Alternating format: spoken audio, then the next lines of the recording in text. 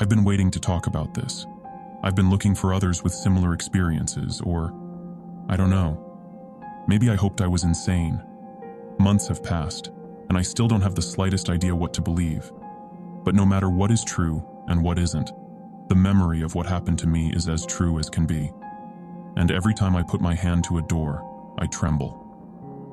I was looking for a house in the surrounding area.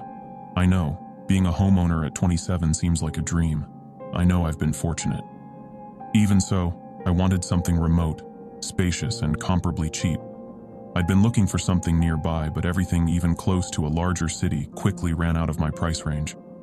It wasn't until I started looking at the rural outskirts that I started to see something realistic. I'd been to 4 open house showings in the past week when I came across an ad that looked too good to be true. Another open house, but this one was just perfect. Apparently, they were looking to make a quick sale after a previous deal had fallen through. I made my way to a small nearby town called Tomskog. There was a little billboard with a blue sunflower greeting me, and I took a hard right down a street named Sun Plenty Road. There were only 5 houses there, and the one I came to look at was at the far end.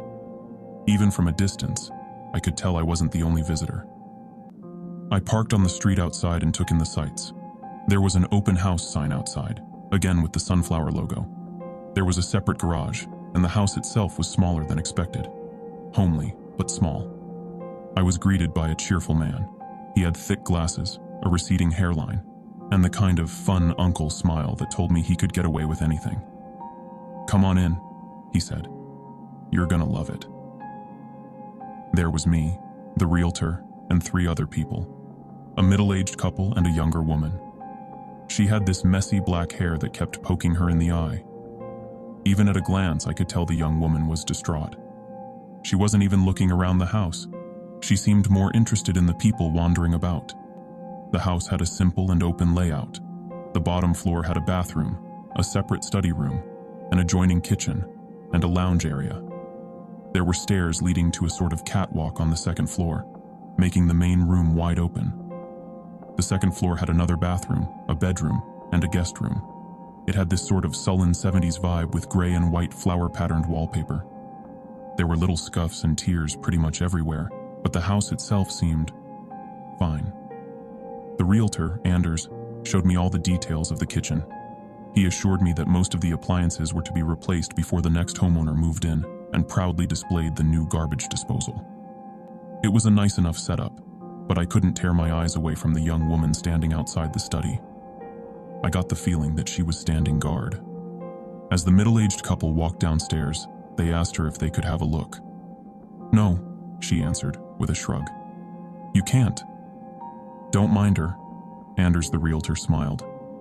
"Of course you can." "No," she insisted. "They can't." Anders walked up to her and leaned in. His demeanor shifted. They argued back and forth, and I could hear her repeat over and over, "This is not what we agreed to." The middle-aged couple and I just looked at one another. While the realtor and the young woman argued, we introduced ourselves. I smiled and gave them my name. They were named Helen and Sebastian, or Seb for short. Typical Midwestern salt-of-the-earth kind of people. They were suffering from an empty nest and seemed to want a place to start over. They made no secret about being interested in the place, although Helen wasn't sure about having no direct access to the garage. Seb, on the other hand, wasn't sure about the soil. He wanted a proper garden, and the soil seemed ill-fit to sustain greenery. "Still," Helen smiled, "best place we've seen so far." "Sure is," added Seb, giving Helen a little shake. Anders kept arguing with the young woman. I could overhear her name as Whitney, and she was not willing to cooperate. Finally, Anders just pushed past her, putting his keys in the lock. "Right this way, we'll just take a quick peek." "We're not done there," she said. "You can't just..." "It was supposed to be packed up, Whitney. I can't help that you're late." "That's not..." "Please, give me an hour." "You've had plenty of hours." He clicked the door open and pushed it in. The 3 of us gave Whitney an apologetic look as we stepped inside. The study was a mess. Old clothes strewn across various furniture, loose papers and books haphazardly thrown across a musky desk. An entire wall of bookshelves full of textbooks, ranging from discrete mathematics to philosophical physics. I stood there for a few seconds, taking it all in. Whitney pushed past us, grabbing an empty box from the floor. "Don't touch anything," she sighed. "Just look at it and leave." Anders leaned over to us, lowering his voice. "You have to excuse her," he whispered. "There were some complications with the former owner." "Oh, she's the daughter?" Seb asked. Anders nodded. While Anders told us about the east-facing windows and the top-of-the-line air conditioning system, I couldn't help but to keep my eyes on Whitney. She was rummaging through the desk, dropping mementos, pictures, and notebooks into one of her many cardboard boxes. I could tell she was sleep-deprived. She kept yawning. Helen seemed eager to just leave Whitney to her grieving, while Seb kept to the practical details. He checked the hardwood floor, the insulation on the windows, the wall linings for pests. At one point, he almost knocked over a coffee table, and Whitney came running. She caught a vase that was about to topple off the table. Don't touch anything," she cried out. "Just, if you have to be here, stay still." "I'm, sorry," Seb said. "I was just go over there." She waved her hands around, shaking the vase. There was a little rattle coming from it. She shook it again, and I could see the color fade from her cheeks. Carefully, she tipped the vase, and something dark plopped into her hand. A large bronze key. Whitney pulled her hand back, letting the bronze key clatter to the floor. She covered her mouth, forgetting how to exhale. We just looked at her, having what seemed, to us, like a mental breakdown. "Nobody moves," she gasped. "Nobody do anything." We all just stood there. Helen and Seb barely breathed, and I was suddenly hyper-aware of how still my feet were. Anders wasn't impressed. If anything, he was fed up with this. He rolled his eyes and picked up the key. "Whitney, I'm sorry. You're gonna have to wait outside. Please put that down. You can put it with your things and take it outside. Just don't move. You don't know what you're..." Anders opened the door, stepped out of the study, and headed straight for the front door. Whitney dropped everything and ran after him. The rest of us followed suit. "Wait!" she called out. "Please wait!" As soon as Anders put his hand on the front door, Whitney stopped dead in her tracks. "Anders, please, I'm sorry," she said. "Just step away. Give me the key. I'll leave, I promise. I swear." "That's enough of that." "No."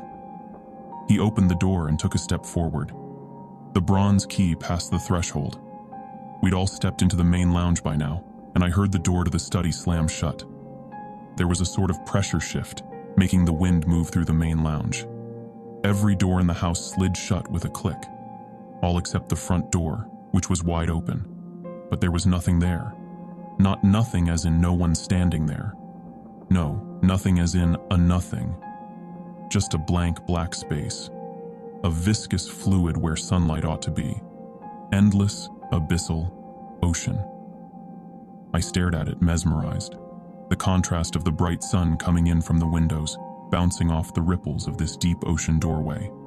And there, in the dark, humanoids. Tall, elongated silhouettes. Anders stepped back, but it was as if parts of him refused to move. His arms were locked in place, seemingly by an invisible force. And as he stepped back, something started pulling him in. His limbs grew long and twisted, his knees bending and snapping at impossible angles. His scalp pulled backwards, the loose skin of his face revealing the bottom white of his eyes. Help. It was all he managed to say as he was pulled into the dark.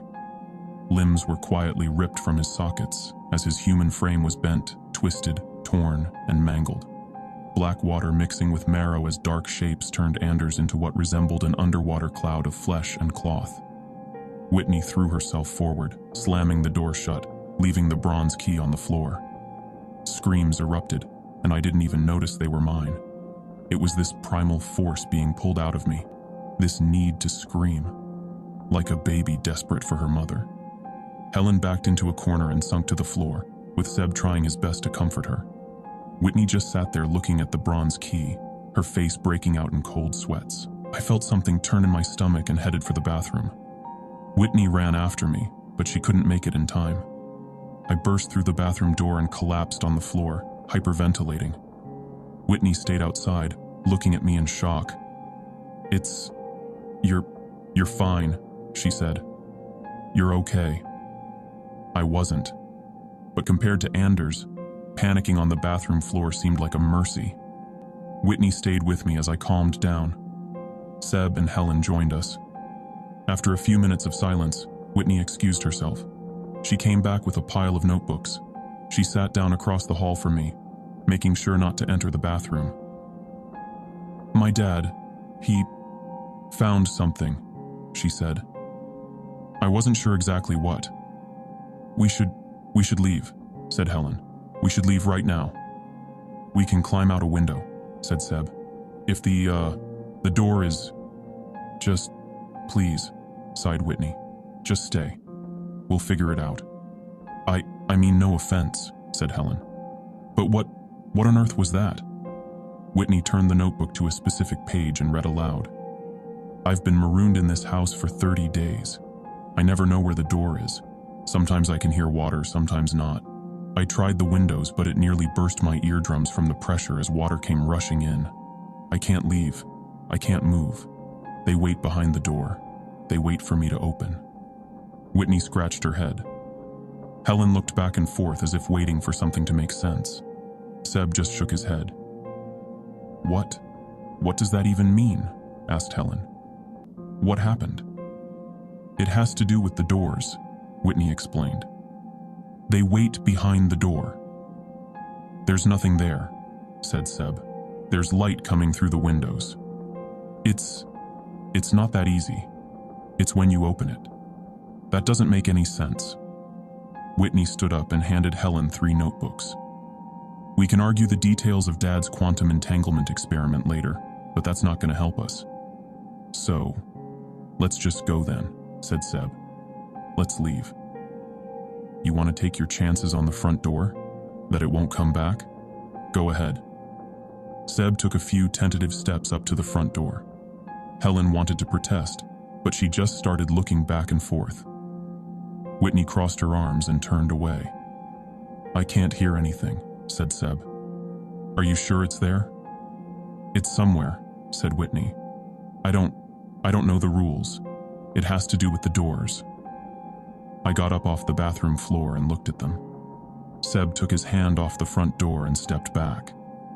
Whitney turned her attention to me. You put yourself at risk, said Whitney. That could have killed you. The bathroom, the door to the bathroom, any or all of these doors, it could be connected.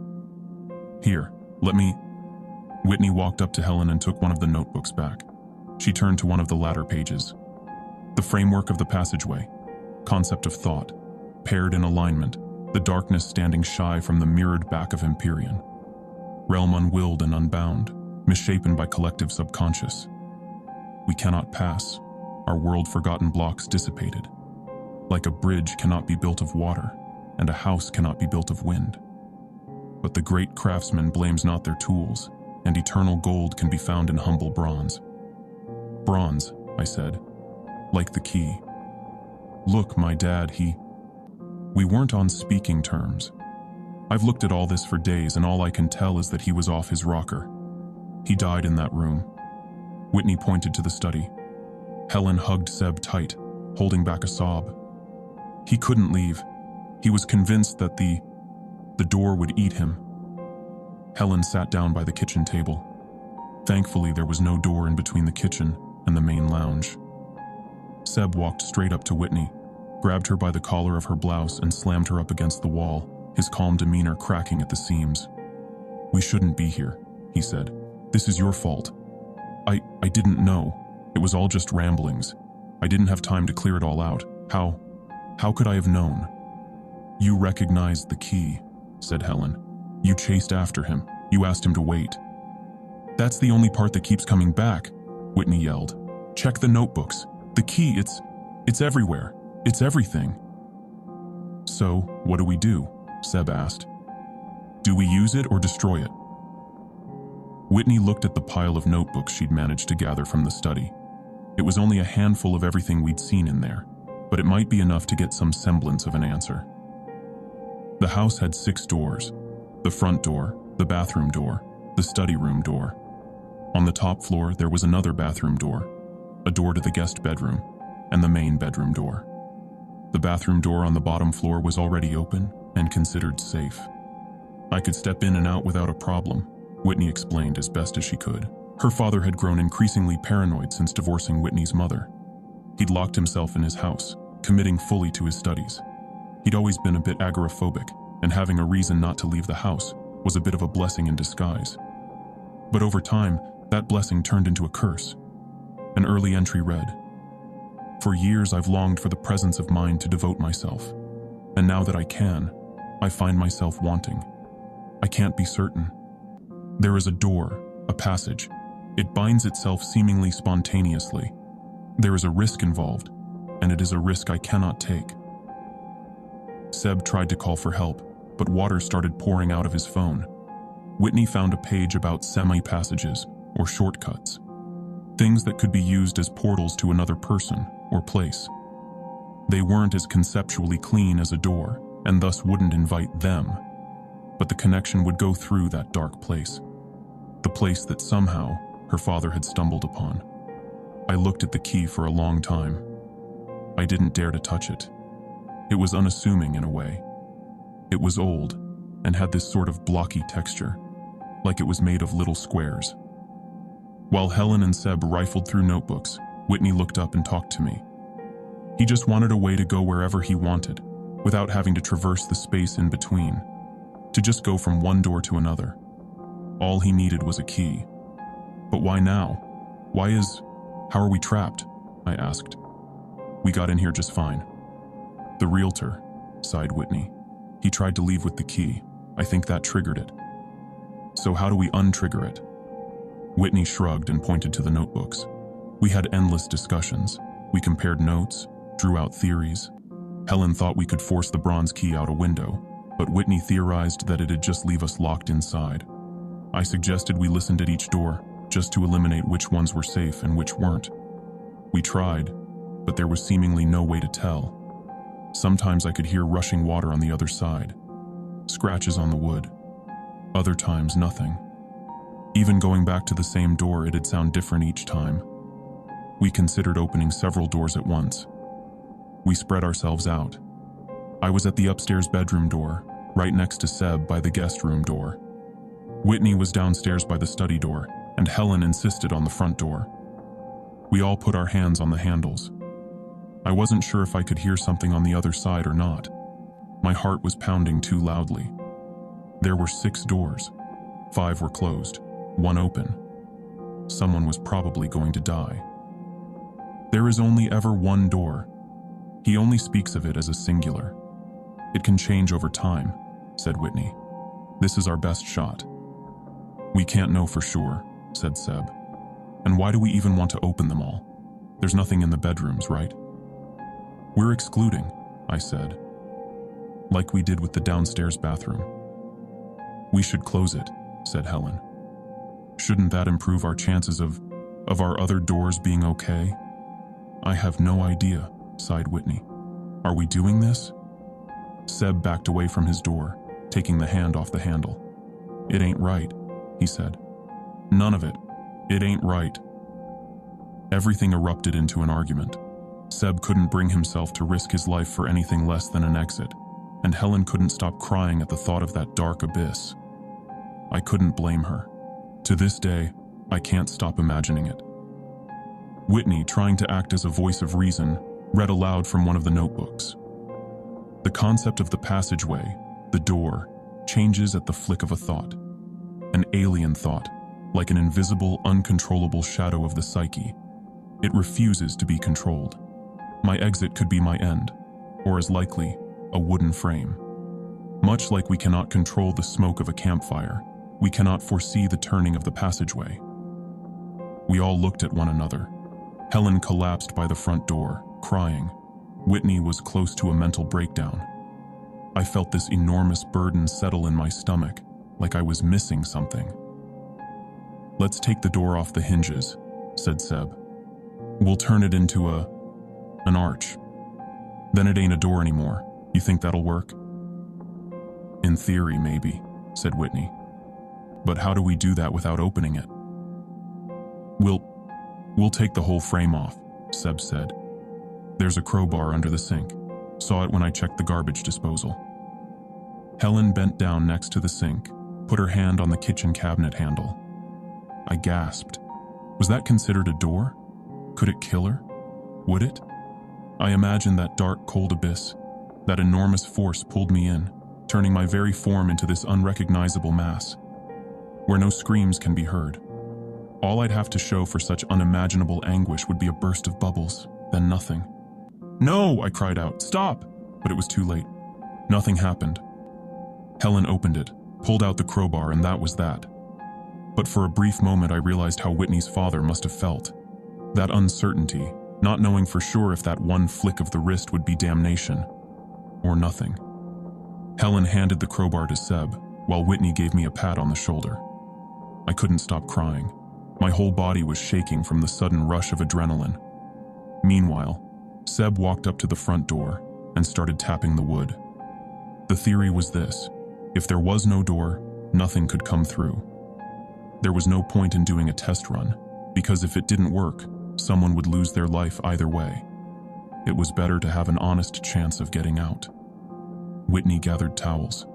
She had this idea that maybe water might start leaking if the door was turned into a semi-passage, like a window. If so, we might have to find a way to quickly stop the flow.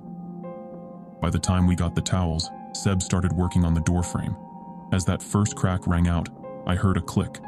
The front door slid open. Without a moment's thought, Seb pushed it close. It had barely opened an inch. We all held our breaths. We were fine. Nothing was happening. It's clear," Helen called out.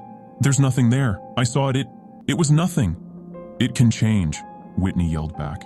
"We can't take that risk again." "Like hell we can't." Seb put his hand on the front door, but Whitney tackled him. The crowbar fell to the floor as Helen rushed forward to help. "Listen," Whitney yelled. "Just listen." A rumble, like a great whale passing in the distance. It was right there, on the other side of the front door. Without a word, they all stood up and backed away. The door shook from the passing force. Something was definitely there. Then the rest should be fine," said Seb. "We can get to the study." Whitney nodded, and the two of them burst into a sprint. Helen wasn't convinced but didn't know what to say. Whitney dropped her crowbar, and as she bent to pick it up, Seb opened the door to the study. Darkness. "No." Panic exploded. Helen grabbed his arms, trying to pull him out. Whitney crawled backwards, closing her eyes and covering her ears. I couldn't watch. All I heard was Helen screaming his name over and over. There was a gargle, a scream turning into an inhuman screech, like a burning pig. "Sebastian!" Helen kept repeating. "Sebastian! Sebastian!" There was a click, and then nothing but crying.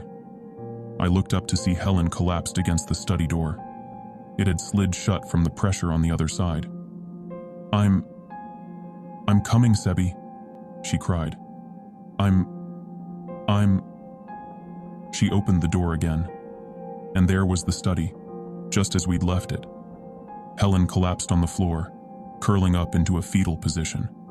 She kept making this childlike yowling, scratching the surface of the hardwood floor, as if trying to dig Seb back into reality. But there was nothing left. Not even water droplets on the floor. Then there were her arms. She'd held on until the door had slammed shut. Her sleeves were torn, and her arms bloody. Not much, but there were these round little suction marks. They were already bruising, with spots of blood poking through the skin. I sat by Helen as Whitney started rifling through the study. There were more notebooks, more theories, more diaries, notes about experiments, clever tricks, and attempts. So far, every idea to understand the rules were in vain. We couldn't make sure. No matter what, we could never be truly sure. 2 open doors, 4 closed. I don't know how many hours passed. I managed to get Helen to the couch, but she was inconsolable. She could barely comprehend words anymore. She didn't blink, and she could barely breathe. There were no coherent thoughts in her mind, just darkness. This awful, soul-sinking darkness. Whitney propped up the open doors with books and towels to make sure they wouldn't accidentally close. All the while, she kept trying to convince herself. "We keep opening them one by one," she said. "If we can get it to manifest in one single place and keep that door open, we should be able to leave by another." The sun had started to set outside. For all intents and purposes, this still just looked like a house. The windows were clear, showing the greenery outside. Maybe it was all a lie. Maybe none of it was really happening. But looking down at Helen and her unblinking eyes, I knew it was the realest thing I'd ever experienced. There's 3 of us," I said. 4 doors. We can't make it." "No, that's perfect," nodded Whitney. We open all but the front door. It manifests. Then we can get out through the one safe remaining door. Unless we all die. There's nothing that says it can only be in one place." "It is implied," said Whitney. "If you have a better plan, just tell me. But unless you want to starve to death, we gotta..." "Starve?" I interrupted. "Is that what..." I looked back at the study, where Whitney said her father had died. No words were necessary. She took a deep breath and nodded. "He couldn't bring himself to try," she said. "So, we have to ask ourselves what we want. A long but certain death, or a violent risk at life?" The fridge, the freezer, and all the cupboards had been cleared out.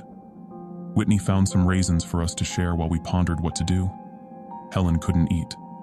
She stared blankly ahead, waiting for her mind to come wandering back. It was dark outside. Whitney rolled the bronze key between her fingers. "I wonder how he did it," she sighed. "He never made any sense to me." "Maybe it doesn't make sense," I shrugged. "At least not to us." "Then what made him so special?"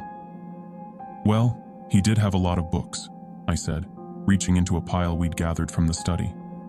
"Just look at some of these. Astrology of Abraham, Channels of Esoteric Geometry." "I like this one," I said, holding up a little red book. "Diary of Emmett Rask." "Right, but it doesn't beat the..." Whitney pulled out another book from the pile, turning it over. "The 13 Faiths of the Blameless Mother." I shook my head, looking over at Helen. A handful of raisins slipped between her fingers. She didn't even bother closing her hand. Looking back at Whitney, I sighed. "You're right," I said.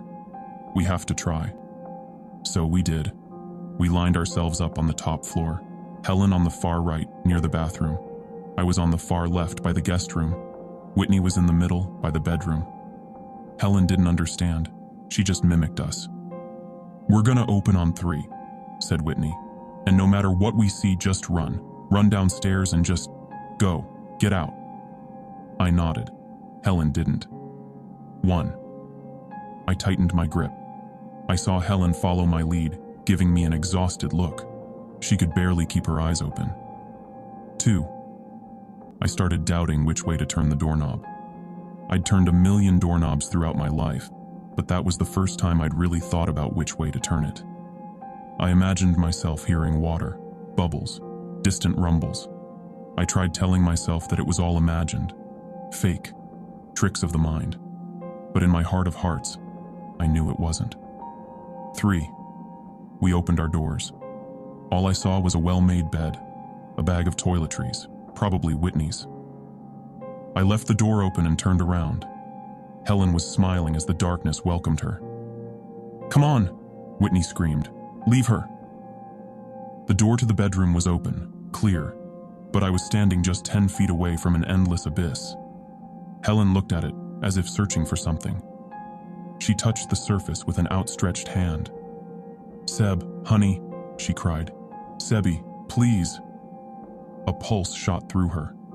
I could see the hair on her arm stand up, her veins turning black. "Oh, Sebi."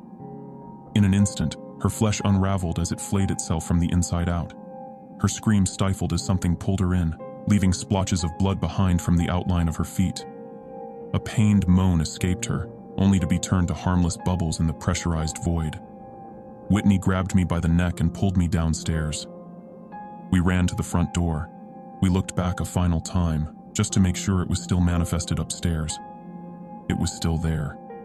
We'd sacrificed Helen, but we'd make it out. Whitney pulled the front door open and stopped. Darkness. We'd been wrong. Whitney turned to run as an impossibly long arm grabbed the flesh of her back, straight through her clothes. It pulled her back. I crawled away, not being able to close my eyes. "Help me," she cried out. "For God's sake, fucking help me." I shook my head, not knowing what to do. I'll never forget those desperate eyes, the betrayal, the pleading. She fought every inch of the way. She dug her nails into the hardwood floor. She kicked.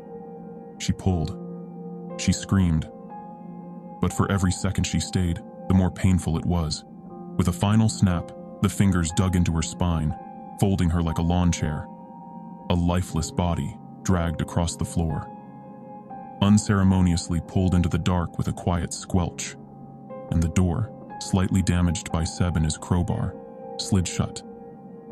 I was all alone. The door to the guest bedroom and the main bedroom remained open. There was the bathroom and study downstairs. Just two closed doors left, the bathroom and the front door. Both closed. Both wrong. There was no right answer. I must have stayed there for days.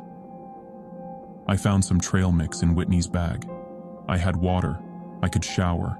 I had a change of clothes. I scoured the notebooks over and over and over, trying to find the slightest hint on what to do. There had to be some way of knowing for sure. There had to be.